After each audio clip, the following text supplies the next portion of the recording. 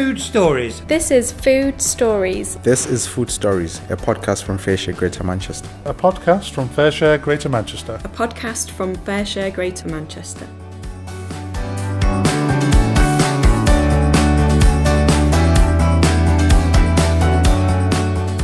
Hello and welcome to Food Stories from FareShare Greater Manchester. FareShare Greater Manchester is the largest food redistribution charity in the northwest of England, rescuing good to eat surplus food from going to waste and redistributing it to charities and community groups who are serving their communities with food. In this episode, we're sharing the brilliant work being done by one of our community food members, Waste Not, Want Not, at Buxton United Reformed Church. On the day we visited, they were hosting one of our Delicious Vegelicious sessions, cooking up some of the fruit and vegetables we'd supplied them with and letting visitors sample the produce on offer. And we've set up a little mini kitchen here, and we're actually demonstrating a cooking session using all the ingredients that they've been delivered, and I've made up two lovely, simple and easy recipes. Absolutely fantastic. I love the fact that they're showing us recipes for people that don't really know how to cook very well, and it's very diverse and you can just literally add anything you want. It is marvellous in so much as a lot of people don't know, for example, how to cook beetroot or what to do with beetroot. And some people have never come across padron peppers or certain things. It just enables the people to actually see in the practical sense what you can do and how you can experiment with your cooking. We started our Vegelicious scheme last year following the announcement that DEFRA, the Government Department of Environment, Food and Rural Affairs, was supporting farmers with their surplus produce. This surplus with purpose funding meant that we saw a big increase in the amount of fresh produce coming into our warehouse. We were then able to offer reduced cost fruit and veg to our community food members when they buy it in bulk and on a regular basis. Over time, we added to our Vegelicious scheme by offering Delicious Vegelicious pop-up cookery demonstrations, so visitors to our community food members have the chance to try the fruit and veg before taking it home. These pop-ups have been hugely popular, so we went along with our microphone to sample the atmosphere and the food being cooked up at Waste Not, Want Not at Buxton United Reformed Church. The project coordinator there, Catherine Sterndale, explained how the operation first began. We started about 6 years ago giving out food during the pandemic. We started on the first day of lockdown. We did intend to only last 6 weeks or so, but we've now entered the 6th year. We started by giving out food that was left over from supermarkets that we were allowed to collect, and then eventually we joined FareShare, which was a great benefit to us. It enabled us to expand and develop as a bigger project. We now have approximately 24 volunteers. We're open 6 mornings a week, 10 till 12, and it's open to absolutely anybody. Nobody needs a referral or to give an explanation as to why they're utilising the service, which breaks down the stigma. And the people who come and use the facilities that you're running here, are they from Buxton or are they coming from further afield? Quite a few come in from the local villages around and about. Some have come from as far as Sheffield. We've even had people from Chesterfield coming in. When they come to visit family and friends, they come and utilise us and take things home with them. But because we're such a rural area, we have a lot of smaller communities dotted about that maybe come in once or twice a week, so they tend to utilise us quite a bit. Yeah, I imagine that's very important to have here because we hear about, organisations supporting people who are living in cities and towns, but being here you are a little bit cut off. And restricted because smaller local shops tend to be very expensive. And that's not complaining about the shops because they provide an invaluable service to people in rural areas, but it does mean that some foods are prohibited because of the cost. And they don't get the variety of choice either. No, I understand that totally. And what about the Vegelicious part of your offering here? Because I believe you've been signed up to Vegelicious for a little while now. Yes, that started last year, and we have a delivery once a fortnight. It's proved absolutely amazing because it opens up a complete new channel of access to food, affordable food. For that, we do actually pack parcels to deliver out to people. They volunteer to pay £3.50 per parcel, but for that they're guaranteed 10 kilos, if not more. It depends on what we get in and the variety that we've got. It grows and grows each fortnight, the number of people that are coming. But we're a not-for-profit organisation, so every penny that comes in is actually ploughed back into the project. It covers things like the expenses for volunteers who have to go out and collect 80% of the other produce that we have. It pays for the rent on the building, and it pays for safety equipment and anything else that we need, like aprons or carrier bags. So, but Vegelicious itself has proved so invaluable. It means that we're a sustainable project now that we weren't before. So it's been very useful for you, not only for the people who are coming and using your service, but for yourselves to run yes. What you do. Yes, it's an enabling service. It really does enable you to provide a far better, higher quality service than we were offering before. As we're standing here, there's some lovely smells coming in through the door. You've got the Delicious Vegelicious pop-up here today. What are you hoping this will achieve? It's basically to maintain the momentum of inviting new people into the project and to provide them with ideas and suggestions on how to cook, utilise. And it's marvellous in so much as a lot of people don't know, for example, how to cook beetroot or what to do with beetroot. And some people have never come across padron peppers or certain things. It just enables the people to actually see in the practical sense what you can do and how you can experiment with your cooking. It's been absolutely phenomenal. This is the third time it's been, and it generates quite a lot of a considerable amount of interest, really. And have people who've come to the pop-up before then become regular visitors? Yes. A lot of them have come throughout the week anyway, but the word is spreading, and I think that's what we need, is the word to spread. And as you can see, people are stopping, are talking, are asking questions, and in that way are learning. And some pass on knowledge to themselves to other users. It initiates conversations as to what else they can do. And you can put, if you've got carrots that are roasted, you can put roasted carrots in here.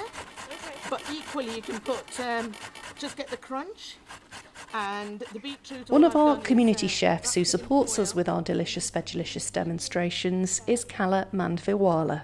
We're here at the lovely United Church in Buxton, and we've set up a little mini kitchen here, and we're actually demonstrating a cooking session using all the ingredients that they've been delivered, and I've made up two lovely, simple and easy recipes.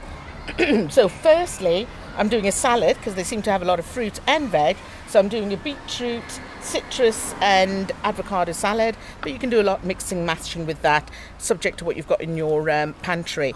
Then we've also got a stir fry, which we're doing with a lot of beans that they've received today, and some peppers and some lime. So we've really sort of flavoured it with onions, green beans, flat beans, red peppers and baby sweet corn. So that's been amazing, and the only flavouring we've put in that is soya sauce, a bit of black pepper and a squeeze of lime, and that's really gone down a treat. So it's very simple ingredients, very, very simple ingredients that you can actually just shred, cut.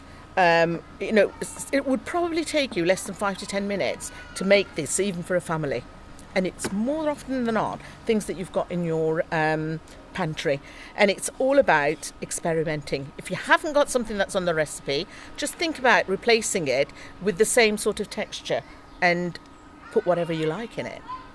Well, you've inspired me. I'm going to go and do this beetroot salad when I get home.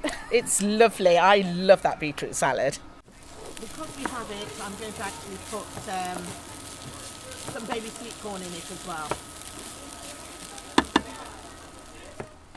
Kala was supported on this cookery demonstration by John O'Callaghan, a corporate volunteer who'd spent his volunteering day as Kala's sous chef. He explained how he'd got involved. It's a charity that I used to volunteer for before I started work at Pets at Home, and then they've got a Better Pledge Day, which allows me to come out once a year and provide a day of work a charity.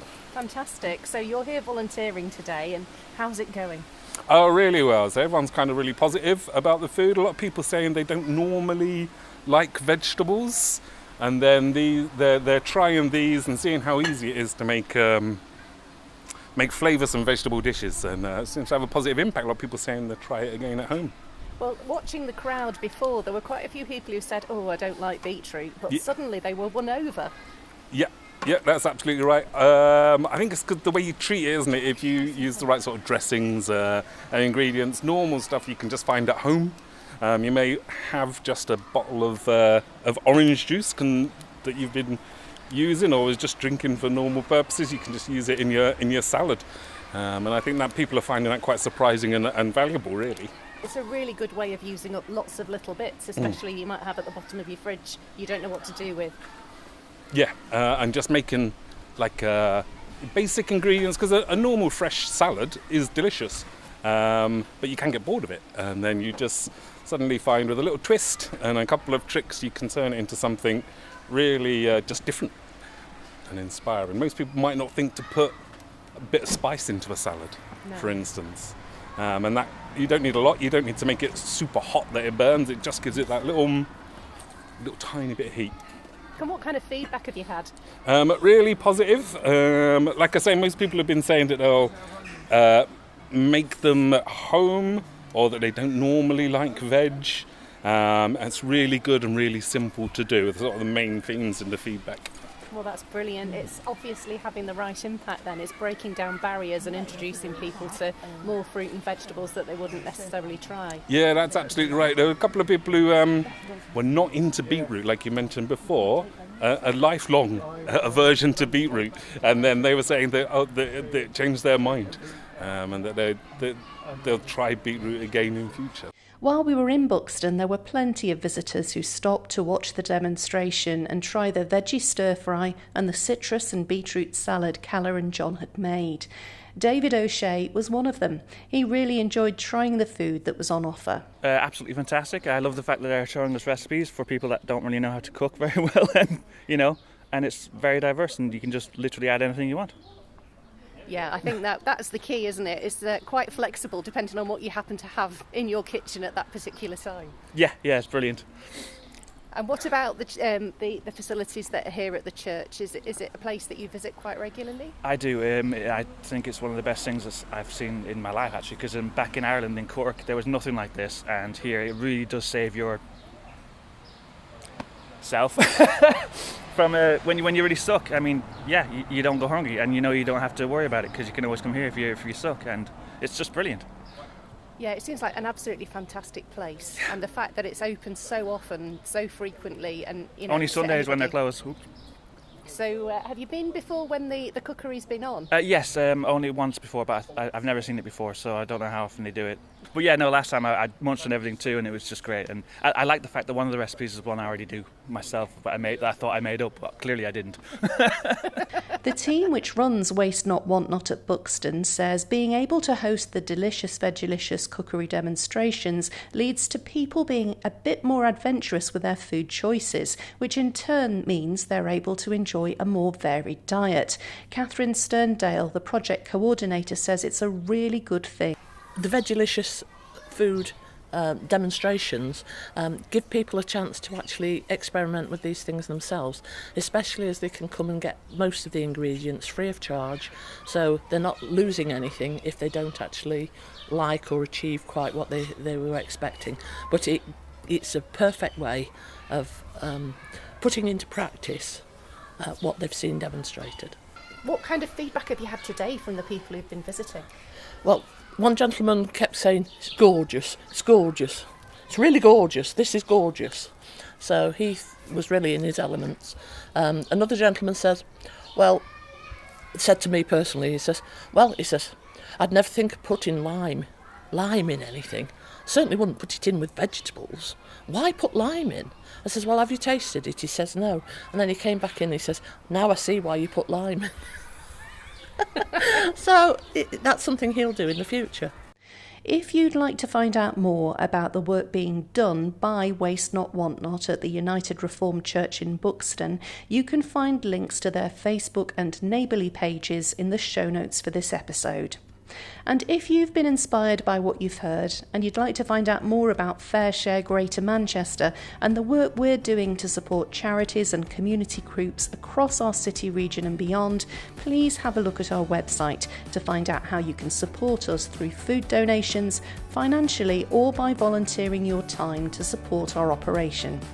Please share this episode with anyone who you think would like to hear it too. And if you're able to, please leave a rating and review on your favourite podcast app to help other people find out about food stories from FareShare Greater Manchester. Until next time, thanks for listening.